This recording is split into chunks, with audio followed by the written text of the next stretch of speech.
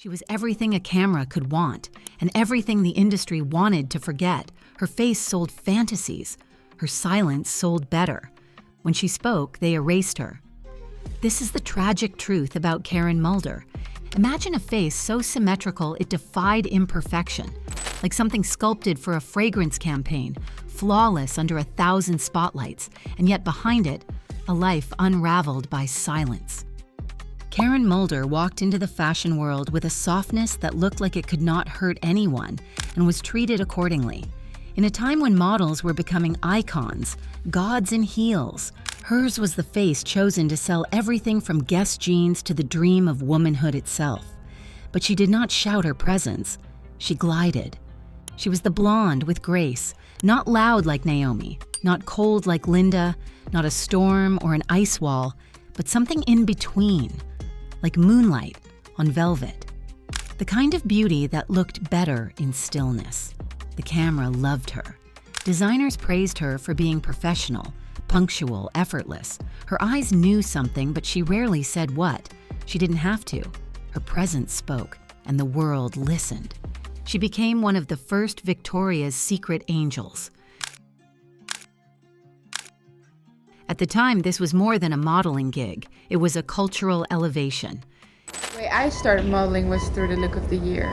And it kind of happened by accident because friends sent in pictures to the Look of the Year in Holland. And, I never actually thought of being a model, especially 7 years ago. In the late 1990s, the Victoria's Secret fashion show became a global television event, broadcast in over 180 countries. Being an angel meant being part of a new celebrity cast, models with contracts, faces on billboards, and names the public would chant. It was glamour wrapped in capitalism, and Karen stood at the altar of both.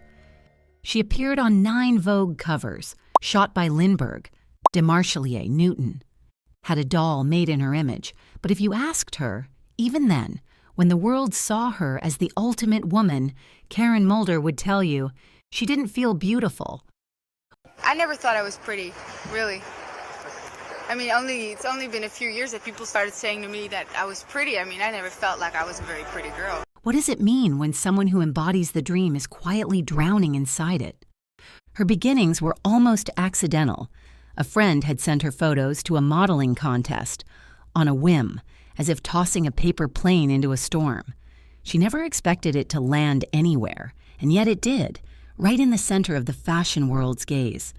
She was from Vlaardingen, where the air smelled of sea wind and the future felt far away. Her blonde hair fell loose around her shoulders, untamed, unstyled. Paris was not a dream, it was an interruption. And with it came elite models. Then the runways followed. She entered that glittering, breathless world of backstage smoke, of fast fittings and faster flights. The industry rewarded the pretty and the pliable. She's always smiling, she's always very polite, and I think that's very important. She's the essence of femininity. She's beautiful, she's nice, she's gentle, she's a divine runway model, she's a beauty. She was both. And better yet, she was compliant. Her ascent was immediate. In the early 90s, she was everywhere. Valentino, Armani, YSL, Ralph Lauren, cover after cover, campaign after campaign. But always, she stayed quiet. She smiled, walked, posed, gestures so seamless they blurred into the lighting. But not all of them were meant for the camera. Some were survival strategies, quiet rehearsals for holding herself together, for stilling the tremble in her hands before it reached her face. She didn't speak, not out of emptiness, but because in a world that only admired surfaces, language had no armor. Words felt too fragile to withstand the glare, because there was something underneath all that silk and light, a history too dense for a billboard. They called her the Barbie of the runway. In fact, Mattel even produced a Barbie modeled after her. Frozen smile in a plastic mold, a compliment, they thought. Plastic perfection wrapped in couture. What they didn't see was the hairline crack behind the smile, the way beauty can splinter when no one is watching. Behind closed doors, Karen kept journals. She would later say in one interview that her thoughts felt safer on paper than in her mouth. feel like you've done something good for a change. You know, I don't know. Maybe stupid to say, but I almost feel like that way sometimes. She wrote about her fear of cameras, not the lens itself, but what it might see, what it might capture. Her smile was choreographed, her movements memorized. Even joy became a pose. In 2001, Karen sat on a French talk show. She was meant to speak about the industry. What she did instead was cry. Her voice faltered, her breath caught. She said she'd been raped, not once. De temps en temps pour remettre les pendules à l'heure et oui, quelque part aussi ce qu'on a manqué dans son éducation ou que la vie nous a pas appris, eux ils vous l'expliquent. Not by one man, but by several. A crowned head of Monaco, a member of her agency, her own father. The host cut the broadcast. The tapes were destroyed. The press called her hysterical. French tabloid headlines screamed mannequin en délire. Mainstream outlets echoed the claim, often without question. No investigation followed. Fashion magazines, who had once celebrated her beauty, remained silent. Editorials that had once dedicated pages to her style offered no room for her story. Instead of scrutiny, there was dismissal. Instead of empathy, mockery. The narrative was set. She'd lost her mind. 2 days later, she was committed. But here's what matters. Her story never changed. They said she was delusional. She said she was hypnotized. They said she was paranoid. She said she was trying to be heard. Thierry Artisan, the man who pulled the plug on her live interview, would say, 20 years later on the record, he believed she was telling the truth. What changed in those 2 decades was not Karen, it was us. The media didn't believe her. The fashion industry, silent, her family. They tried to explain it away, said she had a breakdown because of drugs. Karen said she never touched them. Her pain was not chemical, it was memory. And when her voice didn't reach anyone, she took pills, not to party, but to leave. They found her unconscious in her apartment. This was not a cry for attention. It was silence, turned inward. But she woke up, barely, and not because the world was kind, but because something in her refused to disappear without a fight.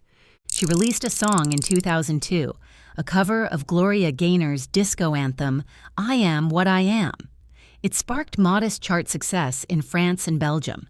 The idea for the track came from a small Paris label, hoping to rebrand Karen gently, less as a fallen icon, more as a misunderstood muse. But the production, with its glimmering synths and ironic optimism, only deepened the dissonance between image and inner life. She donated part of the proceeds to shelters for abused women.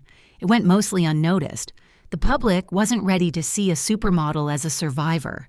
They wanted icons, not wounded truth. There were whispers in backstage corridors, models who knew or suspected, those who saw how Karen moved when no one was looking, the sudden flinches, the silences too heavy for a room full of flashbulbs. She wasn't alone, but she was one of the first to name it. In 2007, she walked again. Galliano invited her back for Dior's 60th anniversary show in Versailles. The old guard of supermodels assembled once more. When Karen Mulder appeared on the runway, something shifted. She wasn't walking to be seen. She was walking because she could. She wore a deep plum gown that trailed behind her like the shadow of her past, and still, she stood tall. Each step said, I am still here. But even then, the ghosts followed. In 2009, she was briefly arrested after allegedly harassing a cosmetic surgeon. The press seized the story with tabloid glee, framing it as a breakdown rather than a cry for help. Morning shows joked, fashion blogs speculated. Few asked what led her there. Though the case was dropped without charges, it reinforced the public's unease with a once perfect face unraveling in real time. She disappeared after that. She has a daughter now, lives quietly in Paris. No cameras, no interviews. But in 2021, when Gerald Marie was investigated for decades of abuse, Karen Mulder gave a statement. Her words aligned with other testimonies. French prosecutors reopened cases. Karen didn't have to speak, but she did.